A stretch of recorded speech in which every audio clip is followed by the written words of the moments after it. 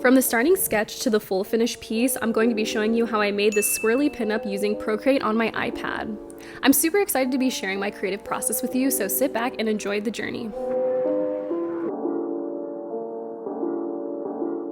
To start out, I like lighting a candle to set a cozy mood for my creative space, and then I like to gather my pencil and my erasers to start sketching.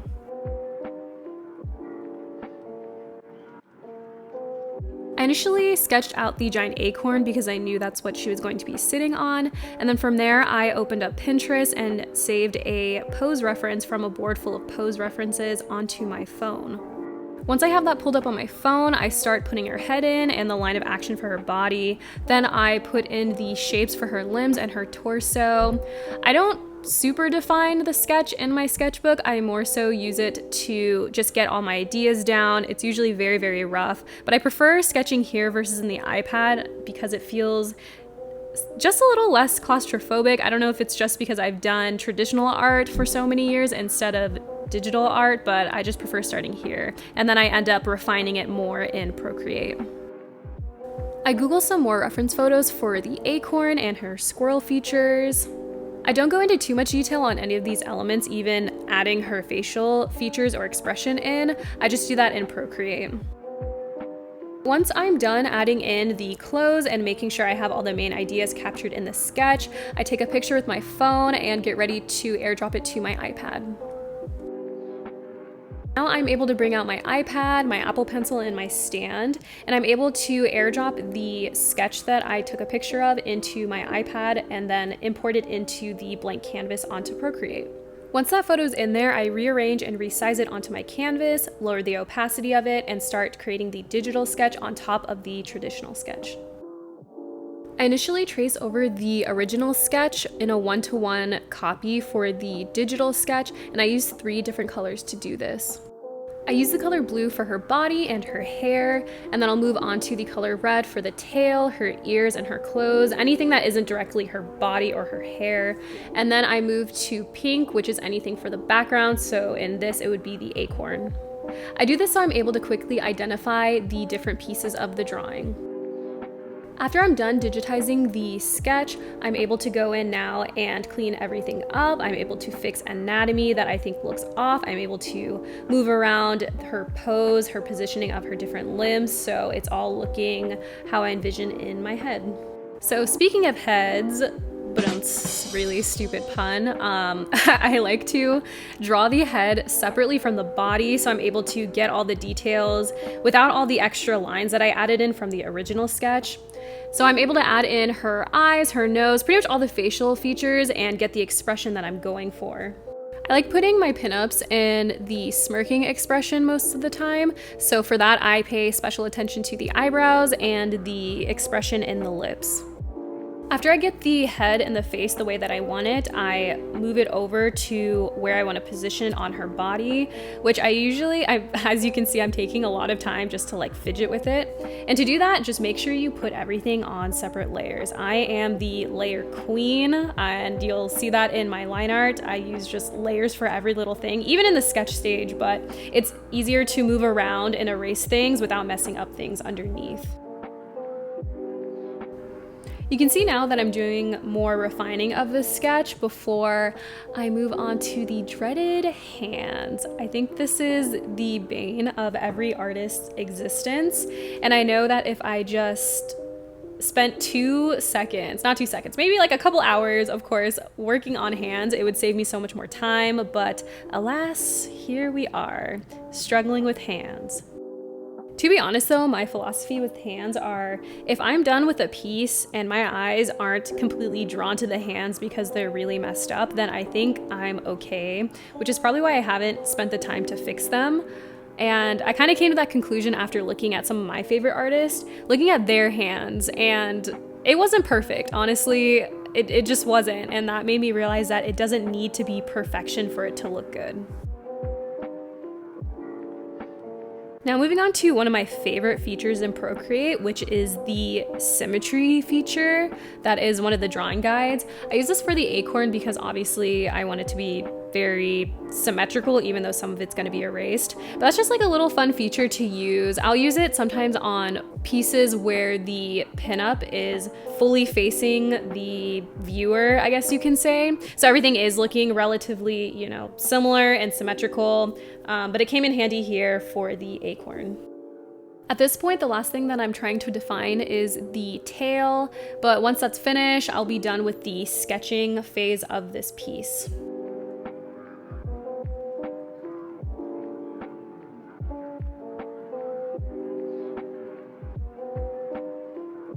Now that I'm ready to move on to the inking phase, I grouped together all of my sketch layers. I create a duplicate of that group because for some reason, I'm afraid of needing to make other changes to it. I flatten the second group and then I lower the opacity and get ready to ink over top of it. The inking phase is definitely one of my most favorite because I like doing different line weights, different pressures on my Apple Pencil.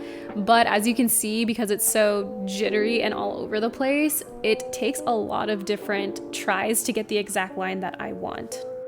I'm also moving around the canvas, rotating it in different directions, so I'm able to get my hand in a position that can make a very smooth sweep of the brush.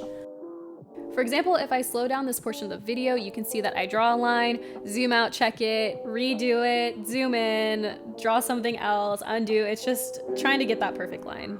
But I have recently been trying to get better at wanting that quote perfect line or the perfection, because sometimes the imperfect lines add way more character and can turn out better than what you originally planned.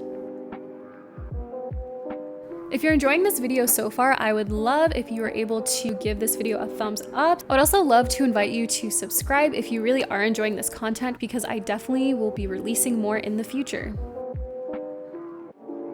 Getting back to the line art, you can see that I am using multiple layers, and again, that is so I can erase things without corrupting anything that it would be intersecting underneath. If you're not familiar with Procreate, you may not know that you have a limited number of layers depending on the resolution of your canvas. So I do run into a lot of trouble down the line when I create all of these layers. So I end up having to combine them and flatten them together once I get too many. So I actually didn't know about this whole resolution and layer battle until it was I took way too much time. If you scroll really far on my Instagram, or more so in the earlier posts, you'll see that a lot of my art pieces are pixelated, and that's because the canvas I was using was really small and I had no idea that that was an issue. But once I finally figured out, with the help of a lot of people on Instagram, I just realized I had to up the canvas size, and I had really nice smooth lines, but it only left me with 32 or 35 layers to work with. So I end up hitting the limit a lot, but it's definitely worth it for smoother lines.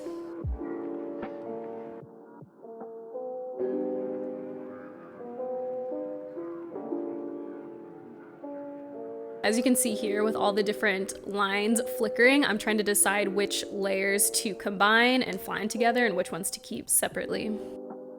Now we are finally on the coloring phase, which I approach differently every single piece that I do. For this one, I decided to go with more of a color blocking first so I can test out the colors, and then I will go in and erase everything that isn't within the line art itself. To be honest, I struggled picking the colors a lot within this piece.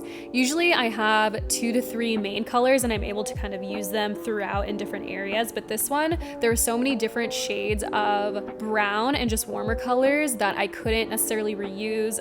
The acorn's brown, her skin is brown toned, her hair is brown, there's some red in the squirrel features. The background is this yellow, because I was trying to keep it very fall related, but yeah, it was a bit of a struggle. You'll see me kind of playing around with a lot of the different colors.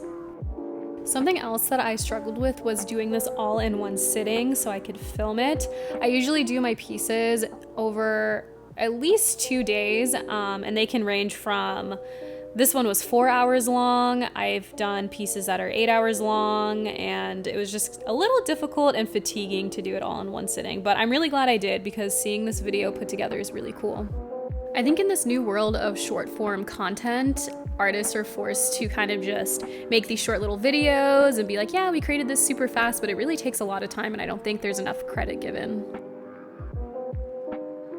At this point in the drawing, I was getting super confused with the colors because she just didn't look like a squirrel, and she ended up looking like a fox. So you saw me right there. I had to look up a reference photo of squirrels, and finally I was like, oh, okay, it's not white, it's like another cream color. So shout out to the squirrel reference photos on Google, because it was about to look like a fox lady instead of a squirrel lady on an acorn. After adjusting a lot of the colors, I had to end up adjusting her skin tone because she was looking a bit dull compared to everything else in the piece. Now we finally made it over to the details portion because I got all of the base colors down and looking good. The texture on the top of the acorn was super important for me to capture properly, so I was super happy that I had a brush from Retro Supply Co. that I thought portrayed that accurately. Actually, every brush that I used within this piece is from Retro Supply Co., besides some that I will use for shading and highlights. I'm definitely not sponsored by them because this is my very first video, but fingers crossed, maybe one day I can be. After adding the acorn details, I move on to highlights and shading, which definitely rival creating hands as the most difficult thing for me to accomplish in a piece. I think I have more of a system and a flow for creating what I think makes sense as highlights and shadows, but it's something I am getting better with every time I try it out. I have a particular way that I choose the colors for the highlights and the shadows, as well as a specific technique I use to create them. So if you're interested in learning about how I do that, I can make a separate video. Just let me know in the comments. The brush I used for this was the built-in soft airbrush on Procreate.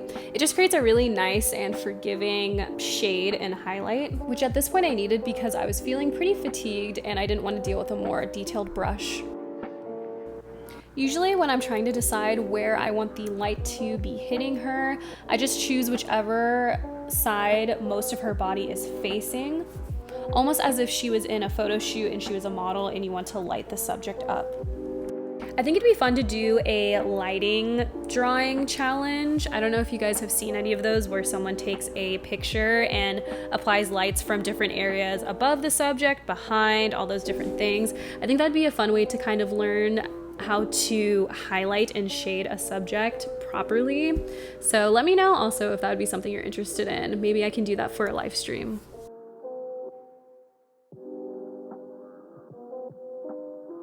After I'm done applying the highlights and the shades, I move on to the final touches. So that includes putting in my account handle and my signature, which I cheat a little bit and grab that from the previous piece that I did.